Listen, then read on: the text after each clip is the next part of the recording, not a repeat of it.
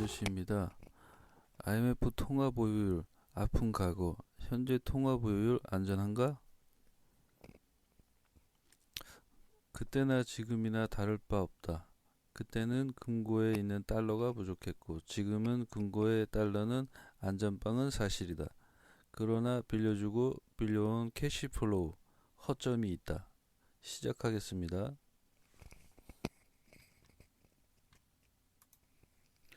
먼저 오늘 요점은 각 나라별 통화스와프 그리고 국민연금회 투자분, 은행별 무기한 투자분 요 세 가지입니다. 먼저 보실 거는 한국 한국과 나라별 통화스와프 체결 현황인데요. 미국이랑은 21년 12월 31일까지 약 70조 정도 될 것 같습니다. 그리고 중국이랑은 현재 70조입니다. 70조. 예, 기간은 연장은 했는데 23년 이렇게 되고 여기에 터키가 빠졌네요. 터키랑은 2.3조입니다. 현재 가치는 터키가 지금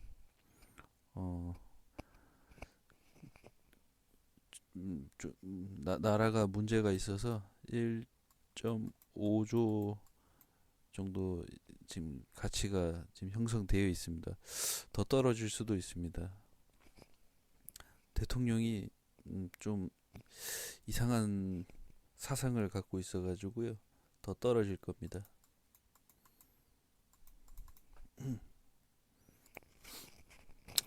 그리고 오늘 어제죠, 어제 미국이랑 러시아 정상회담이 있었는데요. 이 자리에서 이제 우크라이나 침공하지 말라 얘기했는데 러시아에서는 미국에서 간섭하지 말라 이렇게 얘기가 오고 갔답니다. 러시아가 우크라이나 들어가는 것은 거의 확정적이라고 보시면 될 것 같습니다. 여기에 걸맞게 중국은 미국 보이콧 사태도 있고 해서 미국에서 보이콧 이렇게 했죠. 빠큐 하려고 하는 것 같은데.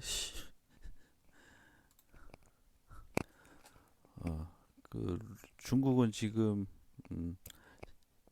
규제 부분도 이제 세기도 하고 국민들 부동산 규제 부동산 붕괴로 인해서 시진핑 입지라고 해야 되나? 하여튼 여건이 많이 안 좋아졌습니다. 요걸 뒤집으려면은 다른 뭐 특단의 조치가 필요하긴 한데 가장 쉬운 건 이제 전쟁이 아닐까 싶습니다. 대만 들어갈 것 같아요, 여기도. 그리고 지금 국민연금이 중국으로 투자한 금액이 주식이 10조, 채권이 2조, 부동산이 2조, 약 14조 정도가 됩니다. 여기서 중국 정부가 규제로 인해서 손실이 발생될 금액이 대략 한 2조, 3조 정도 된다고 판단하고 있더라고요. 근데 주식, 채권은 뭐 수익률이라 판단하고 주식 10조, 부동산 2조, 약 12조죠, 12조.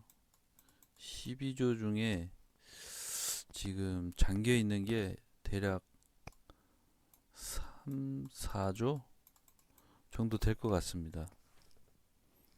앞으로 더 떨어질 수도 있어요.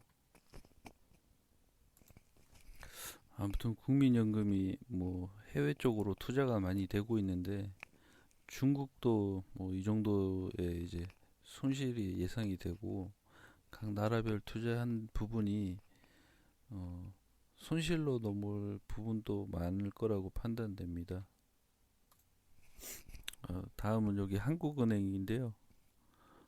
전 이제 개인들이 직접적으로 연관이 되는 거는 은행이라 생각됩니다. 지금 우리나라 은행들이 예금 보유율이며 뭐 지분이며 우리나라 돈이 얼마나 들어가 있다고 생각되십니까? 저는 우리나라 자본은 거의 없다고 생각이 됩니다. 일단 먼저 보실 건 4대 은행 예대율 현황인데요. 이거 6월 말 기준입니다. 이때도 뭐 100% 다들 넘어가서 은행에서 106%대 초과하지 말라고 그 기준을 이제 세웠다 보니까 부랴부랴 다들 이제 예대율을 줄이기 위해서 노력을 많이 했는데 예대율이 뭡니까 이게?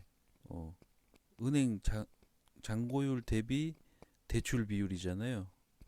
근데 예금 비율이 계속 줄고 있을 겁니다. 우리나라 사람들도 우리나라 은행 돈 넣어놓기보다 달러 환전을 통해서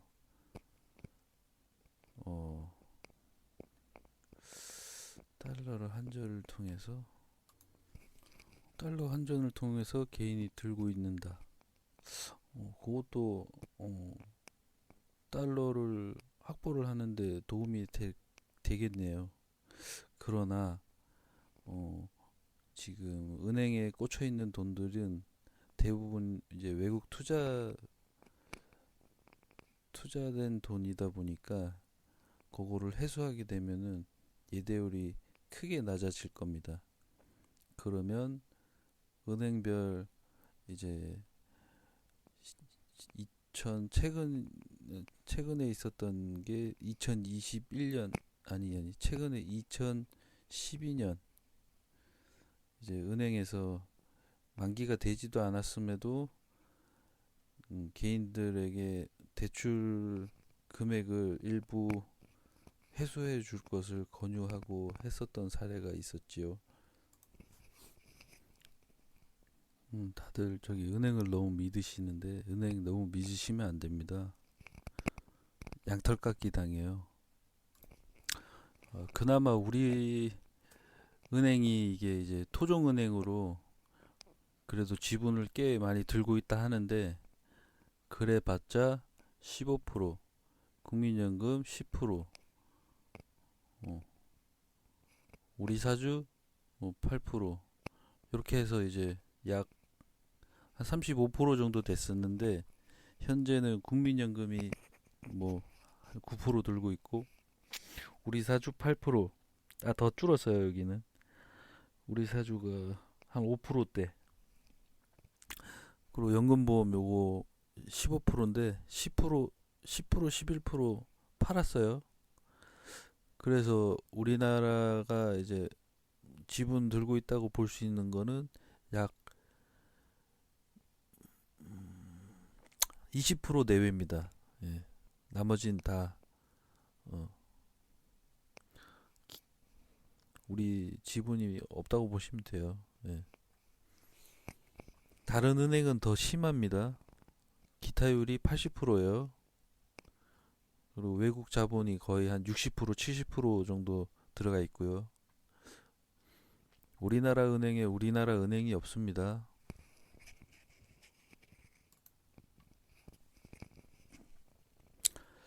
어, 터키 사례를 보면 터키 사례가 중국에서 발생이 된다. 어, 그 IMF 때도 그랬고 어, 작은 나라에서부터 시작해서 큰 나라로 이제 금융 위기들이 이제 번지듯이 터키의 사태가 이제 중국에서도 발생이 될 거라 판단됩니다. 부동산 때문이죠. 헝다, 카이사, 양광 등등 기타 등등 해서 부동산 지금 스물스물 무너지기 시작했어요. 그거에 따른 뭐 반대 세력이기 때문이기도 하고 정부에서 움직일 모습이 보여지지 않습니다. 모든 걸 종합해 볼 때 역병과 전쟁과 금융위기는 한때에 온다. 오미클론은 제약사들이 이미 알고 있는 포지션이에요.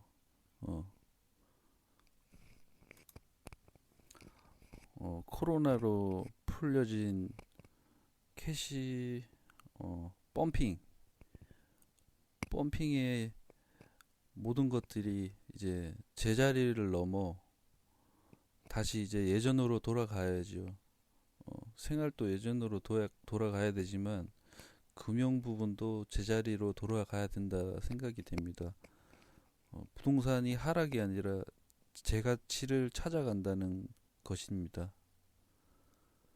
거기에 더 넘어 중국 부동산은 박살 날 부분이 이제 뻔히 보이는 부분이고요.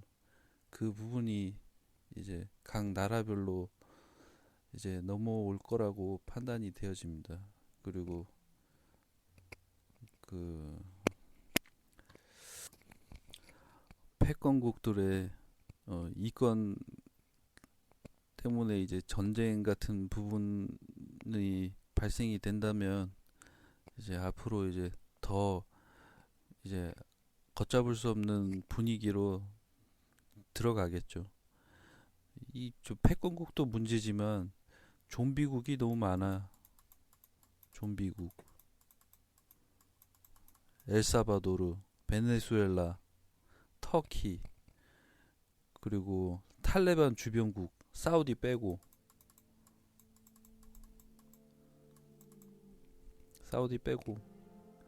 아무튼 이 좀비국이 너무 많아요. 문제예요, 문제. 우리나라도 좀비국이 안 되려면 우리나라도 터키 같은 사례가 발생이 되지 않으리라 말할 수 없습니다. 부디 우리나라는 한국은행을 잘 지켜서 금융 대처에 잘 대응할 수 있도록 밀어주세요. 쓸데없는 정부에서 개입을 해서 금리를 올리느니 부동산 잡으려고 금리를 올린다는 그런 소리는 하지 말았으면 합니다. 특히 전문가라는 사람들이 그런 사상 갖고 있는 것 자체는 잘못된 거예요. 마지막으로 깨어있는 사람들의 보고서 경제인문사회연구회 부동산 시장 질서 확립을 위한 중점 대응 전략, 이 보고서 쓰신 분들 너무 감사드립니다. 마지막 문구를 한 번 더 되새기면서 보려고 꺼내 들었습니다. 국민들의 몫이 남아있을지 의문이다. 부패 자산을 처분하여 차익 이익을 남기기 혈안되어 있는 그들, 언제까지 상승 기조를 유지할 수 있을지 의문이다.